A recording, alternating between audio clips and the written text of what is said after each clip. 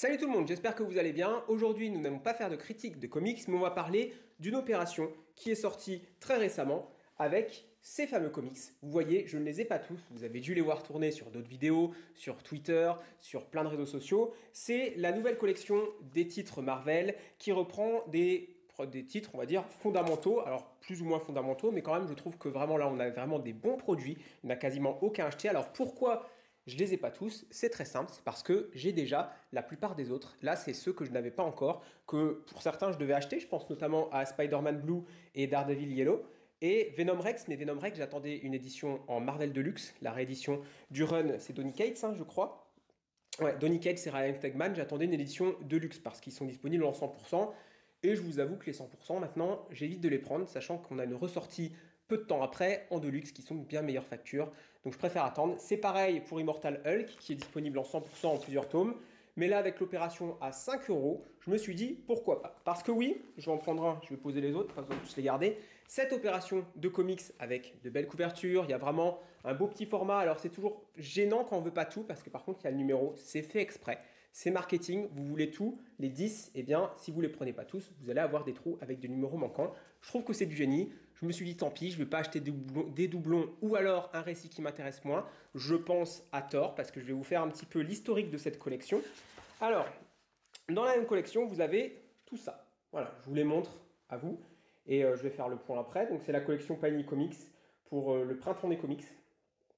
Et c'est 5,99 chaque volume, ce qui est vraiment une très bonne affaire parce que généralement ces comics-là, ils devraient coûter entre 10 et on va dire 16 euros maximum. Je ne pense pas qu'ils valent plus vu l'épaisseur, parce que souvent on est sur des 100% qui sont dans les alentours de 15 euros. Ça pourrait être un peu moins, voilà, sur le papier, mais voilà, il y a vraiment une plus-value, 5 euros, ça les vaut largement, c'est donné même, j'ai envie de dire. Donc dans l'historique, nous avons le numéro 1 qui est... Ah, ils ne sont pas dans l'ordre ici. Est-ce que c'est 2 Venom Rex? Je vais vérifier ça tout de suite. Oui, c'est ça. Donc ça, c'est le numéro 1. C'est Spider-Man. Donc Spider-Man Blue, que je n'ai jamais lu, de Jeff Lobb et Tim Sale. Mais cette équipe-là, ça donne envie de le lire et c'est un incontournable. Donc je vous en parlerai dès que je l'aurai lu. Dès que je les aurai tous lus, de toute façon, parce que je vais tous les lire. C'est des comics que je voulais acheter, quoi qu'il arrive. C'est pour ça que je les ai pris. En numéro 2, nous avons donc Venom Rex, qui est le premier volume du run de Donny Cates, qui va nous mener petit à petit à l'event King in Black. Alors, il y a beaucoup d'épisodes, c'est pour ça que j'attendais des rééditions. Donc je vais être ravi de lire parce que c'est très prometteur de ce qui a été dit et des planches que j'ai vues. Donc voilà, j'ai quelques tomes de Venom et j'attendais vraiment de pouvoir lire ce run. Donc pour 5 euros, c'est un bon début. Ensuite, nous avons Wolverine, les origines que je possède déjà, de Jenkins et Kubert. Je vous le recommande chaudement, c'est vraiment très bien. Ensuite, nous avons Thor, la déesse du tonnerre par Jason Aaron, Dotterman et Molina, donc qui met en scène la nouvelle Thor, donc qui remplace Thor Odinson, puisqu'il y a toute une historique dans l'histoire de Thor où il perd ses pouvoirs et du coup il est remplacé par une déesse et je vous laisserai découvrir de qui il s'agit. De toute façon, vous le saurez bientôt si vous ne lisez pas le comics, puisqu'il y aura Thor Love and Thunder et logiquement on sera un petit peu sur cette intrigue, le prochain film de Marvel Studios sur le personnage. Nous avons ensuite les Ultimates, le premier volume par Mark Millar et Brian Hitch qui est un incontournable dont je vous ai déjà parlé en vidéo, donc n'hésitez pas à aller voir ma vidéo si vous voulez en apprendre plus. C'est vraiment une révolution du comics, c'est l'âge moderne, c'est ce qui a inspiré le film Avengers notamment, en version quand même un peu plus sombre, parce que Ultimate c'est quand même pas forcément très rigolo. Nous avons ensuite Thanos Gagne, que je possède déjà, et qui est vraiment très bon, à nouveau de Donny Cates. Vraiment des histoires modernes sur le personnage de Thanos suite au succès d'Infinity War. C'est toujours très sympathique d'avoir quelques récits sur le personnage qui ne soient pas forcément les récits fondamentaux sur la saga de l'infinité, donc Gant de l'Infini, Infinite Quest, etc., qui sont des récits quand même plus anciens, généralement de Jim Starlin. C'est très bon, mais ça plaira pas à tous. Là, c'est beaucoup plus grand public. Nous avons donc ensuite Immortal Hulk, que j'ai acheté, qui est une version basée beaucoup sur l'horreur, avec un gros talent graphique qui a beaucoup plu. Donc c'est de Ewing et Bennett. Et voilà, je vais être ravi de lire. Il y a pas mal de volumes disponibles, donc si celui-là vous plaît, ensuite vous pouvez faire la suite en 100%. Ça ressemble un petit peu en termes de format. Nous avons ensuite Captain Marvel, la vie de Captain Marvel, que je n'ai pas pris parce que je ne suis pas intéressé du tout par le personnage de Captain Marvel, c'est tout. Donc j'ai pas pris. J'ai eu un doute, je me suis dit je le prends pas. Puis je me suis dit oh non, c'est bon, j'ai beaucoup de comics, je vais pas m'amuser à tout acheter alors que je suis pas forcément ultra intéressé. Mais pourquoi pas, si vous voulez en apprendre plus sur le personnage ou que ça vous plaît, vous pouvez très bien vous diriger dessus parce que je pense que c'est pas mal quand même de ce que j'ai vu. Ça avait l'air plutôt pas mal. J'ai pas sauté le pas, j'ai failli, je me suis dit non. Ensuite, on a Hawkeye, Ma vie est une arme de Fraction, David Aja et Puldo. Je ne l'ai pas acheté parce qu'on a tout un historique avec David qui était avec moi sur la chaîne avant. Et, euh, et du coup, celui-là, j'avais lu les épisodes à l'époque et je trouve ça affreux. Mais c'est parce que c'est juste moi, hein, c'est purement subjectif. Le style de David Aja, je trouve ça immonde, ça me donne envie de vomir.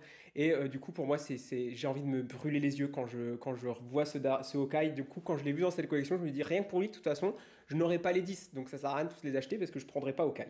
Et enfin, on termine en beauté avec Daredevil Yellow, toujours de Jeff Lobb et Tim Sale, puisqu'il faut savoir que c'est une trilogie à la base. On a Spider-Man Blue, Daredevil Yellow, et je crois que le dernier c'est Captain America, et je sais plus la couleur, White, un truc comme ça il me semble, je sais plus exactement, vous me direz si vous vous souvenez en commentaire, et généralement ils étaient édités les trois ensemble, ou individuellement, il y a plein d'éditions, et là on en a deux sur les trois qui sont édités pour 5,99 €, donc ça vaut le coup.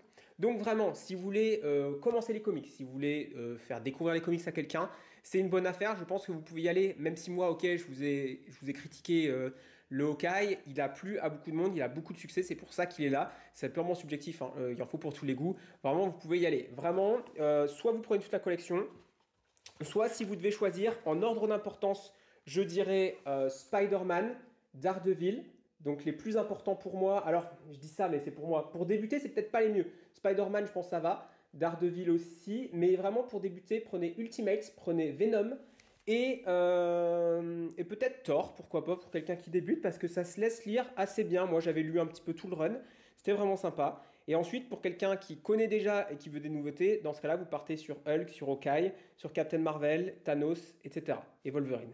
Mais vraiment, voilà, Spider-Man, Venom, c'est les deux incontournables, je pense, qui plairont à tout le monde, parce qu'en plus, c'est des personnages connus. Voilà, donc si vous êtes intéressé, vous pouvez chercher chez vos libraires, dans les supermarchés, vous pouvez sans doute en trouver sur Internet, les gros vendeurs en ont aussi, si vous n'arrivez pas à aller voir ailleurs. Moi, je suis passé par là hein, parce que je n'avais pas d'autres moyens pour me les procurer en ce moment. Donc voilà, c'est une belle collection, je trouve. On a la collection d'ici qui arrivera cet été, comme celle de l'année dernière, qui sera sympathique aussi.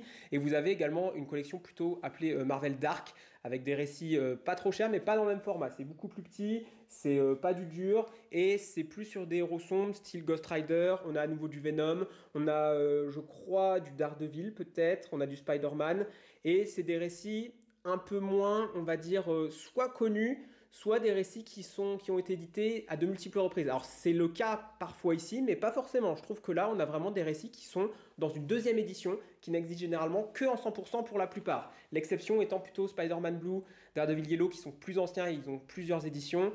Ultimate aussi, qui est ressorti un certain nombre de fois, mais pour 6 €. Voilà, autant passer là-dessus parce que vraiment, je trouve que c'est magnifique. C'est dommage pour le numéro parce que ça vous oblige à tout avoir pour que ce soit pas trop vilain en termes de frais dans une collection. Mais tant pis. Voilà, c'est tout pour moi pour aujourd'hui. Lisez des comics. Nous, on se retrouve bientôt pour une prochaine vidéo. Ciao!